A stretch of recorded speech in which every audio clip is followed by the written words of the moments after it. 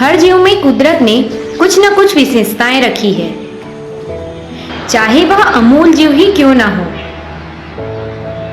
हर छोटे जीव ने अपनी रक्षा के लिए और अपना संसार चलाने के लिए अनोखी कल्पना शक्ति की रचना की है, जिसके उपयोग से कई जीव मानवियों को भी शर्मिंदा करे ऐसी विलक्षणता से कार्य करते हैं।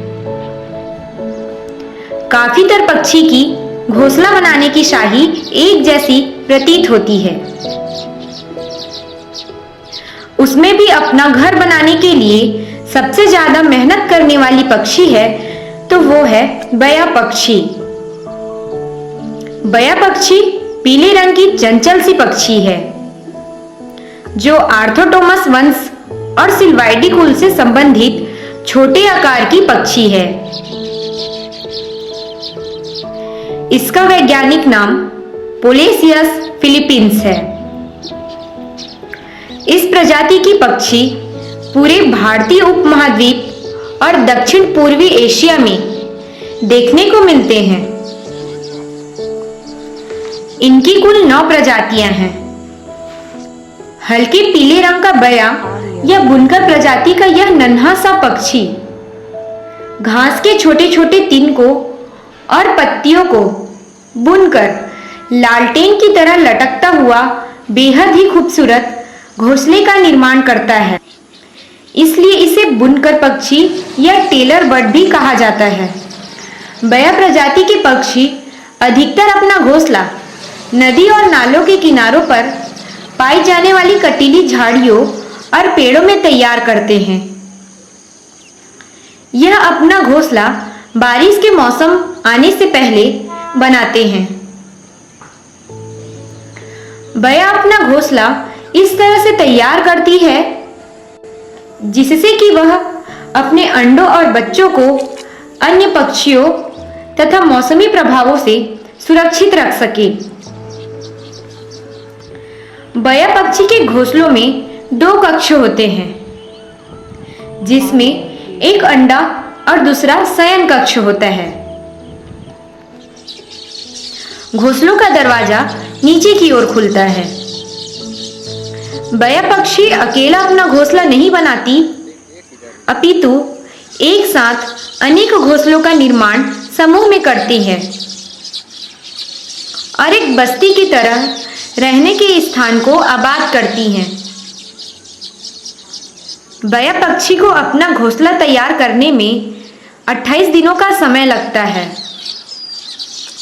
बया पक्षी द्वारा घोंसला छोड़ने के पश्चात अन्य पक्षियों द्वारा इनके घोंसलों को उपयोग में ले लिया जाता है। यह एक सामाजिक परिंदा है जो इंसान की बस्तियों की तरह अपने घरों का निर्माण बड़ी ही कुशलता से करते हैं। बया का प्रजनन काल मानसून का समय होता है। इसी समय नर बया पक्षी के द्वारा घोंसलों का निर्माण किया जाता है और मादा बया पक्षी द्वारा इनका चयन किया जाता है। मधुर आवाज निकालकर और पंखों को हिलाकर नर पक्षी द्वारा मादा पक्षी को आकर्षित और रिझाने का कार्य किया जाता है। यह पानी के पास के सरकंडों में अपना डेरा जमाती है। यह खाने और घोंसला बनाने की सामग्री के लिए घास तथा फसलों जैसे धान पर निर्भर करती है। फसलों के बीज यह रोपण के समय और परिपक्व होने के समय दोनों ही परिस्थितियों में चट कर जाती है और किसानों का क्रोध मोल लेती है। इसके आहार में कुछ कीट जैसे तितली भी होते हैं और इनको छोटे मेढक तथा सीप, घोंघा इत्यादि भी ले जाते देखा गया है। इसके मौसमी प्रवास भोजन की उपलब्धता पर निर्भर करते हैं। यह पक्षी कीट पतंगों और मोटे अनाजों को खाता है और झुंड में हमें यह खेत, नहर, नदी नालों के आसपास दिखाई देते हैं। यदि हम नहर के आसपास लगी कटीली झाड़ियों पर नजर डालें तो हमें कई सुंदर घोंसले और इन नन्ही परिंदों की ची ची करती आवाज हमें रुकने के लिए मजबूर करती है। एक समय था जब इन पक्षियों की चहचहाहट बहुत अधिक सुनाई देती थी और इनके दीदार खेत खलिहान और नदी नालों के आसपास आसानी से हो जाते थे, लेकिन अब बहुत ही कम देखने को मिलते हैं। आज यह पक्षी संकट की घड़ी से गुजर रहा है, क्योंकि इनके रहने के लिए अब सुरक्षित स्थानों की कमी हो गई है और इनके घोंसले सिर्फ सुंदरता के लिए घरों में लटकाए जा रहे हैं।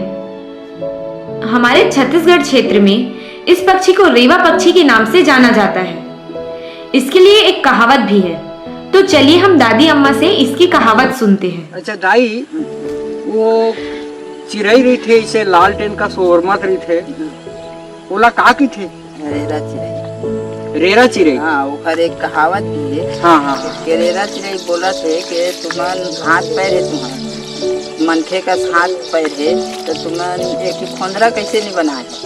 बरसात मरत था तो रेरा चिड़ई लोग बोलते कि तोर हावा तो तोरो ललूठिया में ऐसे कही के वो है ना, रेरा चिड़ई के खोंदरा ल रहन नहीं देवे, तो वो मन टीप में बनाते ओखरे ले।